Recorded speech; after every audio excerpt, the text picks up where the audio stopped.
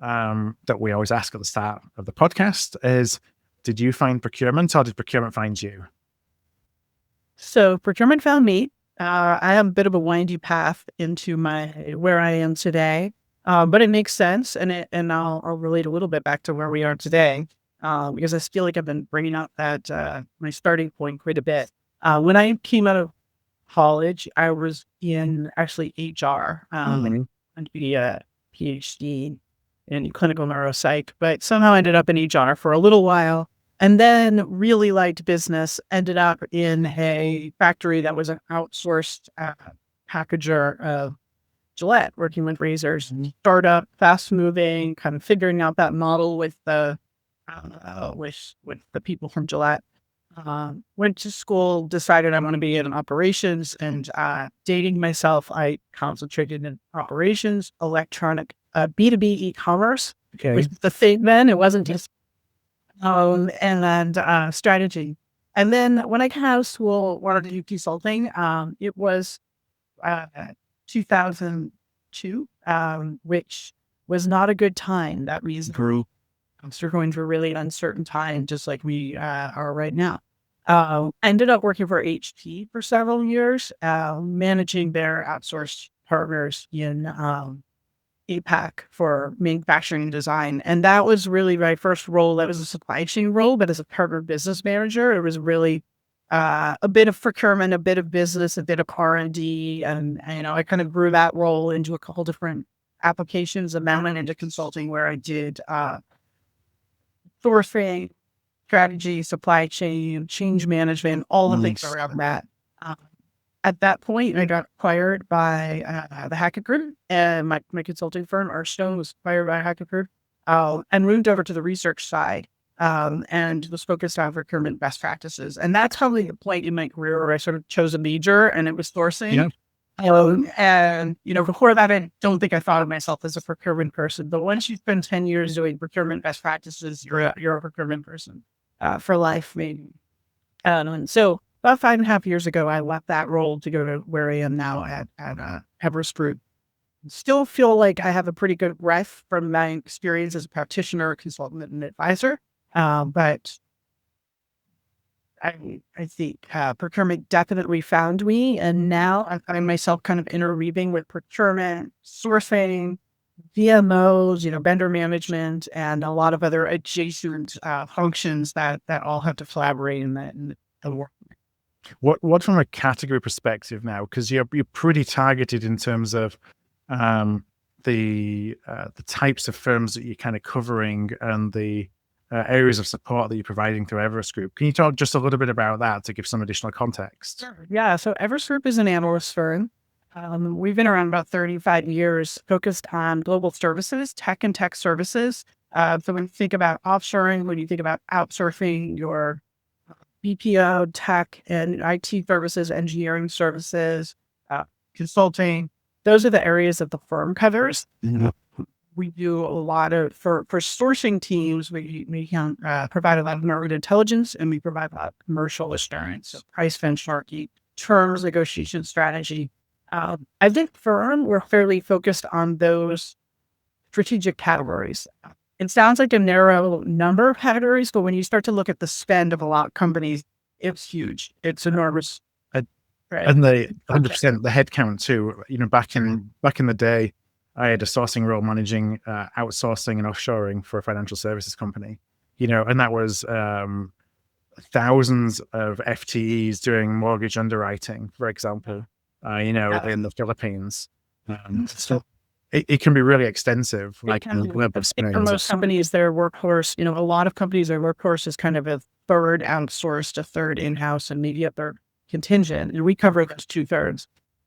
What my team does specifically, though, I have a team of people that are procurement focused, right? So they are looking at, or what kind of skills do you need to manage those categories? What are the capabilities? What's the procured tech that you need in your staff? So I kind of approach from two ways. One is, how do you really become a great category manager or vendor manager for the categories that we cover? Because again, huge contracts, $500 million contracts in some cases. And also, how do you as a category manager and procurement team get smart at all of the tech and services that your company is buying? Because you can't just look at what you do in procurement. The market intelligence, the pricing assurance is really for all of those categories. So a little bit of inside procurement is a little bit of the broader industry. I had touched that industry before, but in the last 5.5 years, I've gotten a lot deeper into it, and you can talk more about it. But it's at a really interesting point right now, so that's exciting. Yeah, we're recording this in early to mid-April, and I'd love to kind of take the macro, and then let's talk a little bit more about category specific. Obviously tariffs are all around us, all discussions of what's going on. The unknown, I think, is as much a fear of the tariffs themselves. We were talking actually a little bit off mic about the fact that you're really in a space that is, it's services, it's not moving things around, it's not direct materials. But are you still seeing an impact on services or the clients that you support from, the unknown around the tariff situation right now? Yeah, for sure. We definitely are. There's support that we all see as, especially as Americans, right? But anybody who's got a 401k feels that, and the uncertainty of our companies and spend and all that. But the things that we see are, one, we cover the service provider market, and if your service providers are growing, if they're shrinking, where their margins are, all of their financials actually play a pretty big role in how you can negotiate your private contract with them. The terms, when we were in a talent shortage, what does that mean for your contract? When we were seeing, really high turnover, when you're seeing them focus on growth instead of margins, like what does that mean in a negotiation, right? So right now, where we see our market insights team just scaled back the growth targets forecasts for the service provider market and said, we thought it was at whatever, let's say 5% off the top of my head. There's 3 scenarios, they're all lower, right? So what does that mean now? We thought the buyer's market was ending. Maybe you got a little bit more negotiating power as a buyer. So translating those financials, we have teams that are covering those financials into what does that mean to me, which, maybe there's terms like cost of living adjustment, COLA, that are built in, or, that actually was really popular 5 years ago, a little bit less popular now. That goes in and out of style every couple of years. If you're building a long-term contract, what terms can you negotiate and what you can't use? So that's one area. The other is we work with all industries, so I don't want to exclude anyone. A lot of big companies, but when you look at industries like pharma, med device, insurance, financial services, banking, they're impacted, some of them directly. Obviously, your pharma ingredients, your med device components that are coming in, high-tech materials, and all of that is a direct impact from tariffs. But if you think of like an insurance company or a bank, they're impacted by the uncertainty in the market. They're also impacted by parts costs for, let's say, your recovery, property, and casualty. Replacement value of things. The windshield going back and forth at the border between the U.S. and Canada, like that's, one of my clients was asking me, he's like, we're modeling it out because we have a huge amount of spend in windshields and this is going to be impactful. And of course, that's going to impact your insurance and premiums, right? It's going to impact all of their costs. Same with things like construction materials. So some of the industries that you would think, it's not really impacting them, it is. We don't cover those material costs, so we're not as focused on forecasting the cost structure impacts. I do think that everyone should be doing that, and I will advise them on tools to do that. But what we are focused really on is, if you have 70% of your spend with these providers, their market is changing. How is your situation going to change? You need to look at moving services because we cover a lot of cloud and software as well, tech. Anything that happens there, there's some talk of things happening from Europe around taxes on services and cloud, stuff like that. Data center costs, all of that would be indirectly impacting Walry. What are some of the, you said it's an exciting time in the kind of business services world at the moment. What are some of the major points of discussion within that category or interest, or coming to terms with the pace of change? Like, what's top of agenda? Yeah, so I think the most exciting thing that we're talking about right now is the impact Gen AI has on the delivery of the services across the enterprise, right? And we think of this in procurement. We tend to talk a lot about Gen AI in procurement as agentic in procurement, and we're covering that. My team covers procure tech too. But when you look at what it's doing to the enterprise, that is fascinating. And when you look at how you're going to work with service providers, contract with them, manage your vendors, how you're going to, structure a contract now for something that's a 5-year agreement that the world is going to change and the labor force is going to change. There's so much to think about there. We're early on in that. We do have forecasts of where the costs are being, where you're paying now or where you're saving later in your contracts. But the service providers are all working to bring that Gen AI. So when you look at how IT services is delivered, completely changed. So as of term, we call that, we're calling that shift systems of action, right? We're moving from systems of record to systems of action. And we think it's going to do the biggest shift since labor arbitrage. You were around in the labor is right. You never very, very close to, I lived in India delivering shared service center in those days, in the labor arbitrage kind of rush. Yeah. And there's still companies, I've worked with some clients that are less mature in that space that are still on that labor arbitrage sugar high, right? But for the most part, most of services has shifted to be more about accessing talent, technology. There's so much that as a major enterprise you need to be doing, either in IT or in your services that's tech enabled that you just don't want to build in-house. So, outsourced partners are really the ones that deliver that to you. Now, as their business model shifts, how do you shift as a sourcing team? Yeah. So if services firms are using AI in the delivery of services to you, how much should you care about that? Like, how is that something that's happening behind the scenes, that those, the suppliers are trying to, not necessarily trying to hide, but they're not saying we're using AI in these ways because it's an efficiency play for them? Or is there transparency in terms of, this is the human element, this is the AI element? Yeah, I think at this point, because it's mostly in pilot to production mode, it's pretty transparent. I haven't heard of situations where providers are hiding it, way they're marketing it, right? Yeah. They're trying to be the one that's the most Gen AI, right? The most agentic, right? I think there's questions though. One is the one that I posed earlier of like, okay, as that shift, I know now that we expect them to need 30% fewer headcounts to work. How does that change our cost structure? It's funny. I just wrote that down as a question for you. It's like, if you're using agentic, then what's that doing to your price? Yeah. It is. It should change your cost structure, and you have to decide, you have to work out with them, and the market will dictate. Obviously, these are all market trends. So all of our benchmarking is off of real data. It's not survey based. It's not sentiment. It is like, we looked at 1,000 contracts and these are the terms that are most popular type thing.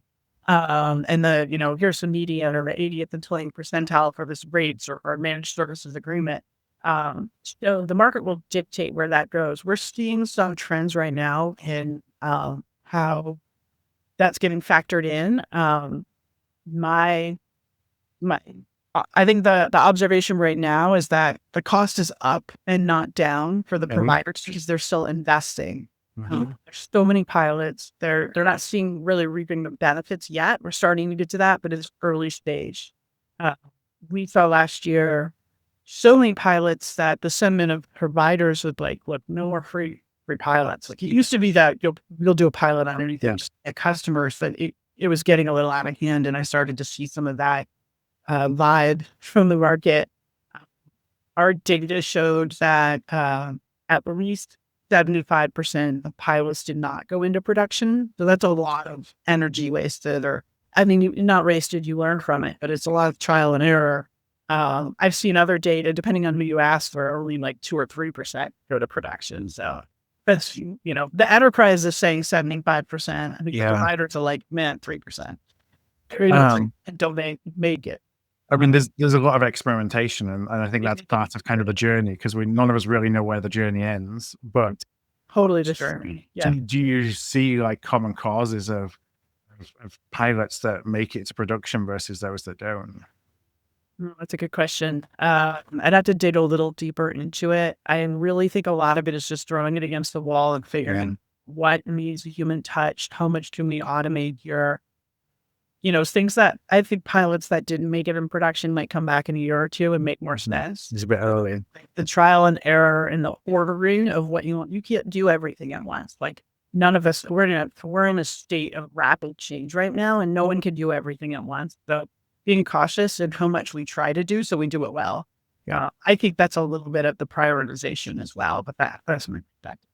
Do you feel that like the change management will be the roadblock, if you will, for pace of change versus how the underlying technology can drive change? Like we can do a lot, but we're at the end of the day we're dealing with big enterprises, and they don't necessarily adopt because they can adopt at the scale that we're seeing of change right now. Yeah, I think that's going. I think we're going to see more and more of that. It's the people, and as much as we, I sometimes joke like it's easier for me to train agents than it is to train 400 analysts to do what I want them to do. Just say something the way I want them to say it. I can just get my GPT to do that, like clean up into the sourcing phrase or whatever into my language. And I love our analysts; they're super smart. But that's one of those situations. Like sometimes automating something is just a lot easier than people, right? Changing behaviors. That said, I think we know, and I will always say that, the people are not coming out of the system. The people need to be doing the strategic thinking work. That's an important part. You need to bring them along for the ride. I mentioned I did a lot of change management work early in my career. And I think that still comes back all the time. I think a little of it is the change management. So in my space, a little of it is the change management within the enterprise, the buyer, right? A lot of it is the change management within the service provider business. And those providers, in some cases, are much better at rapidly handling management because they're set up for it. It's their core business. What's fascinating to me for the service provider side is that, they could look at, especially under previously, FTE driven models, they can look at AI and agentic AI as being, a threat to their business model. And so try and resist the pace of change, maybe take a while for them to come to terms with the change that is heading their way. But on the other hand, as you say, they're kind of marketing that they have this capability, because if you don't, then you look like you're going to get left behind. It's just a difficult balance from them. They've got to kind of embrace it, but there must be this fear that their business and delivery models are going to have to change because of it. That's true. It's really interesting. I generally see them leaning in. We got a question from a client who's at a large telecom, and it's a sourcing leader, IT sourcing leader. And he's like, look, I need, I've squeezed the juice out of my negotiation cost savings with these IT tech, services provider. I need to figure out how we will use, or they will use, technology to reduce what we spend with them over the next 5 years. But I don't think that they're going to come to me with that. I don't think they're going to come to me and say, this is how we're going to save. So what are the things I need to hold them to? And that is a bit less of the interesting thing is, I think about our average analysts really know this part and can help them. That's a lot of what I'm doing. Like, let me match you up with the right experts, right? This is not a pricing commercial thing. This is a tech thing. How do I make sure that the providers we use are implementing the right tech, and we're capturing the right value from it, and results, right? And then how do I actually measure them and hold them to that? At the same time, last week at one of our events in London, we had a roundtable that was supposed to be about tech and vendor management. What we really, where everybody was really focused on was, as this changes, like, how does my DMO need to change in my performance metrics for these vendors? Because if they're using 50% ages instead of people, like, half my metrics are like, what do my new OKRs look like? Yeah, right. Massive change in thinking, massive change in the rate of source, select, manage vendors, negotiate, all of that. So it's an exciting time. Have to be like kind of in the middle of that and have lots of smart people to brainstorm with. Yeah. Do you feel that there's a trend, therefore, to go from, buying outputs, we buy transactions or we buy people versus what are the outcomes that they're driving? So you don't necessarily care about how they deliver, but what the outcomes they deliver have a certain monetary value that you're willing to pay a certain amount of money for. And you're kind of doing that exchange rather than an output. Do you see moves towards that kind of contract structure? Definitely. Yeah. So we've been talking about outcome-based contracts for a while now. And everybody theoretically agrees, right? So just to put some definitions out there for the audience, you kind of had your input-based contracts that might be time and materials. You might have output-based contracts that are kind of like per invoice handling and right? Or per call in contact center, there's even some that are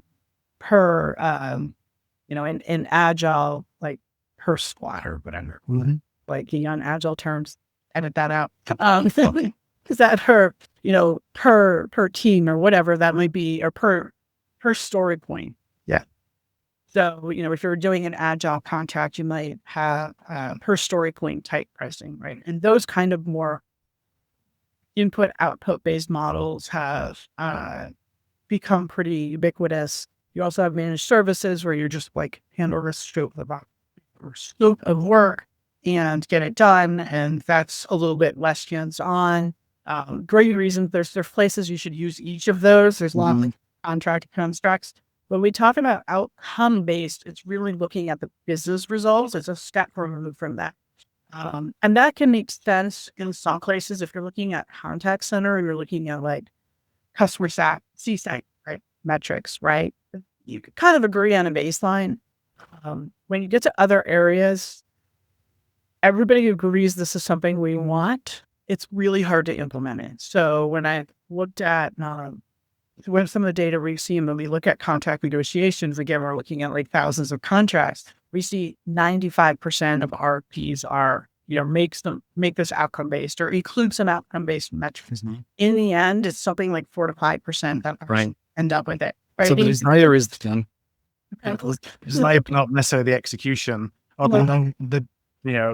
It's not necessarily just the execution. It's a whole different way of doing business, isn't it? It is. And as a sourcing person, there's a graphic that I love that's like this funnel through the 95 and all the reasons, right?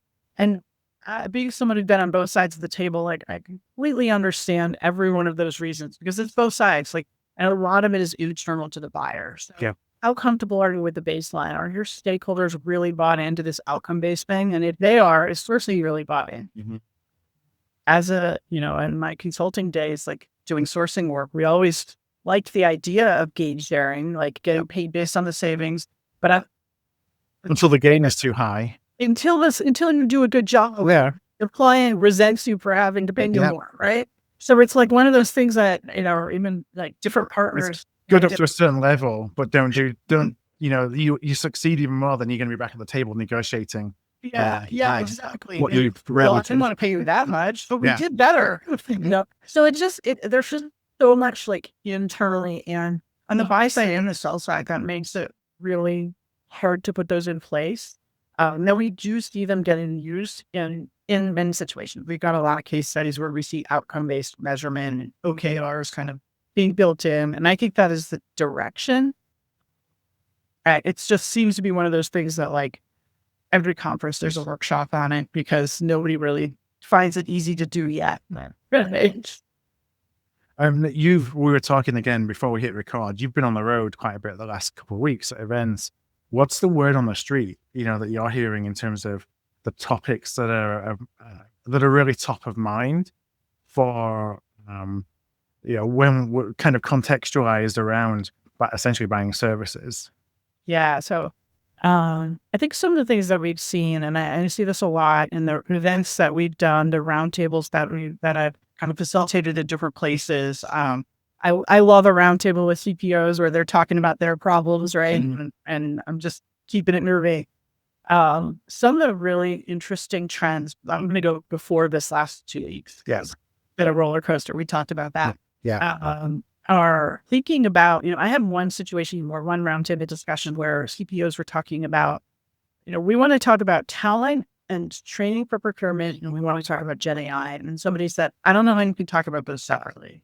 Right? You have to have a Gen AI strategy for what you're doing, and you have to think about how that impacts your talent. And I was like, fair point, right? So the overlap of those, I think where I see is a lot of more overlap in topics and in groups. A big theme that I picked up from our Engage event last fall was that this whole topic of, offshoring, outsourcing, sourcing tends to think of this as a buying thing, right? It's a sourcing problem, it's spend. But there's a whole other part of our coverage that works with GBS organizations, the internal offshore, nearshore, global capability centers, global business services.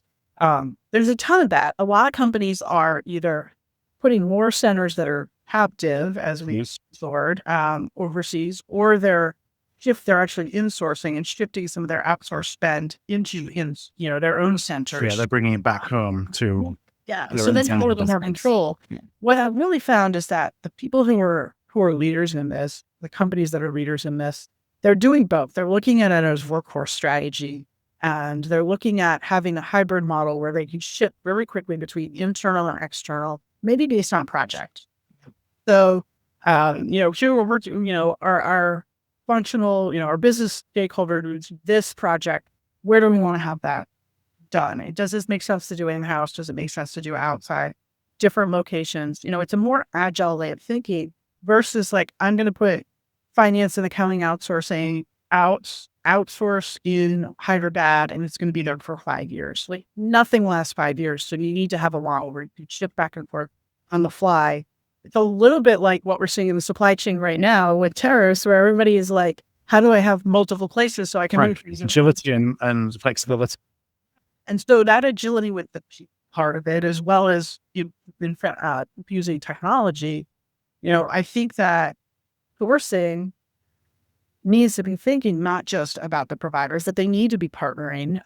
The companies that I see do that well tend to be like insurance, where they put tech and ops under the same leaders, and they said, think about your GCC, your global capability center, as well as your outsourced partners, and the strategy for that.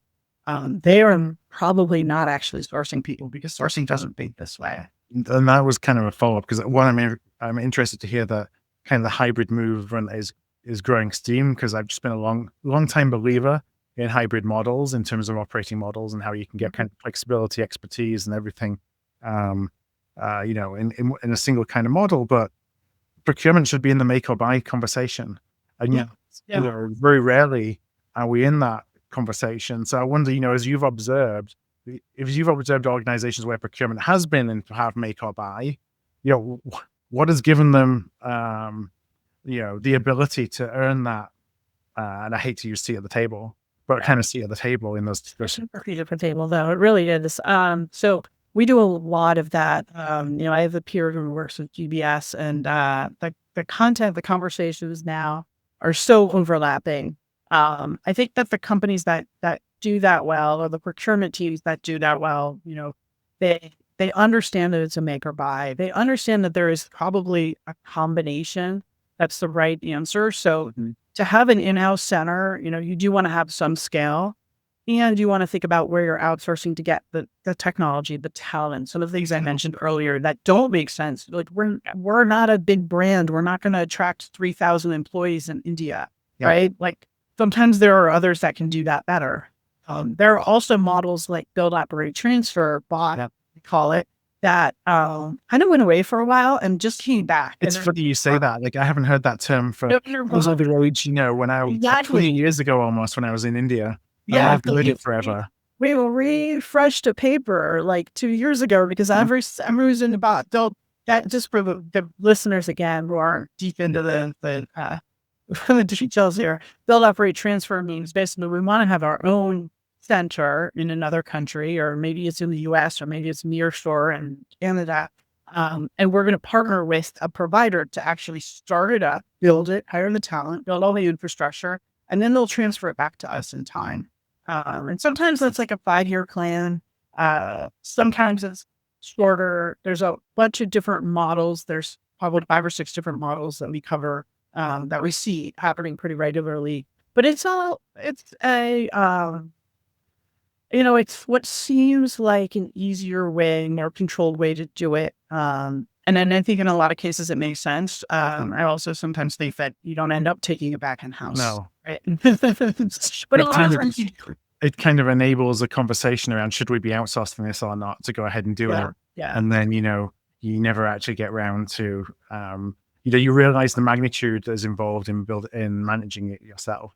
And so it becomes easier to leave where it is. Exactly. Yeah. I've seen that. I've heard from providers that they just did 25 bots and only 3 of them have gone back in house yet. And I'm like, really interesting, because it's actually a lot more expensive to do a build, operate, transfer contract or project than to just outsource it, right? Yeah, because you're buying the IP essentially as well. Imagine the contract, your loan, right? Negotiations alone and all the things.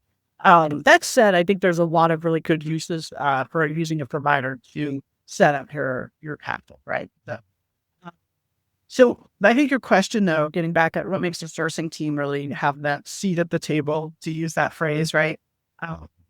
I'm a big believer in market intelligence. I was a big believer both after, my Hackett days of best practices and category management. I came to Everest Group because I was like, there's this huge spend area and sourcing doesn't know what they don't know. So that is a lot of what we do, right? We're educating on who are the providers, what are the locations you can be looking at, what are the levers you can pull. And it's not just pricing, it's understanding the market and it's understanding commercials, right? So being able to say, somebody asked me yesterday, hey, I know pretty well my providers and what they can do. I don't know my blind spots. I don't know what else others can do. Are there specialists we should be using to do this? What are the expectations? What's the bar? Where should our bar be? Right? Bringing that knowledge to your stakeholders is what gets you that stamp, right? So I've always been a big believer, like if you want to earn your spot, you need to have category managers who are well-versed, who can have a conversation and bring new information. Yeah. And so we work with, within our memberships, my philosophy is kind of the more the merrier. There are some analyst firms that are like, everybody needs a seat and a license. And if you don't have a license, you can't be on this call, this debrief call. I don't directly try to compete with them, but often they're brought up in our conversations. Like, it's nice when you don't have to talk about your net, right? Yep. We license by function. So we said, all right, everybody in sourcing and vendor management has access. If you want to bring your IT stakeholder or your finance leader to a call, that's great. You want to have that conversation. We're high engagement, high value engagement. So our analysts are actually encouraged to be in conversations, talking to clients, adding value, not just like doing a one-to-many session, but having a conversation and making decisions. That's kind of our corporate motto. So it's been very different as an analyst, a very different way of enabling businesses to, enabling sport. Yeah, you're more tied to outcomes that ultimately driven to their outcomes. Yeah. And I'm such a big believer in procurement has to show up with insights and data that the business don't have themselves, or an interpretation of data in a way that, drives different decisions that would have been made without it. Because if we don't show up to do that, then we're just running transactions for people. And you have to kind of earn that right to play in some of those big, because those make buy conversations are big strategic conversations. Yeah, they are big strategic conversations. And I mean, these are billion-dollar decisions that someone at a very senior level is making, and you want to be the one helping them make them.